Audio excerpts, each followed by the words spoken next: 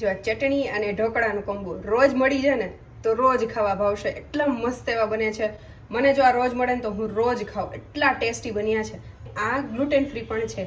તો ચાલો રેસીપી શરૂ કરીએ. સૌથી પહેલાં આપણે જુવાર અને બાજરીનો લોટ લઈ લેશું અને 1 કપ જેટલો લોટ લીધેલો છે. 1/4 કપ જેટલો મેં રવો લીધેલો છે, સૂજી નહીં. હવે અડધા કપ જેટલું દહીં અને જરૂર પૂરતું પાણી એડ કરીશું. તો 1 કપમાંથી થોડુંક વધ્યું છે એટલું પાણી એડ કરીને 10 મિનિટ માટે રેસ્ટ આપી દઈશું. ત્યાં સુધીમાં ઢોકળિયામાં પાણી ગરમ કરવા માટે મૂકી લેશું. તમે જોઈ શકો છો વધારે પાણીની જરૂર નથી પડી. સ્વાદ પ્રમાણે મીઠું, હિંગ અને સફેદ તલ એડ કરીશું. તેલ એડ કરીને સરસ એવું મિક્સ કરી લેશું. તેલથી ગ્રીસ કરી લેશું પ્લેટને અને 1 પેકેટ ઈનો એડ કરી અને થોડું એવું 1 ચમચી જેટલું પાણી એડ કરી સરસ રીતે મિક્સ કરી અને તેને ડીશમાં ઢાળી અને તેને સ્ટીમ કરી લેશું 10 થી 15 મિનિટ માટે. આ રીતે ચપ્પુ ક્લીન નીકળે મતલબ આપણે ઢોકળા રેડી છે.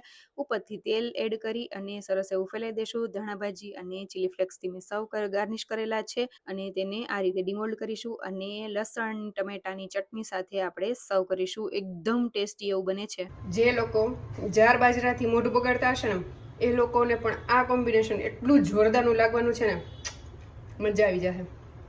બહુ જ મસ્ત એવું બન્યું છે. તમે પણ જરૂરથી ટ્રાય કરજો. અને રેસીપી સારી લાગે તો લાઈક, શેર અને સબસ્ક્રાઈબ કરી ફોલો જરૂરથી કરી દેજો.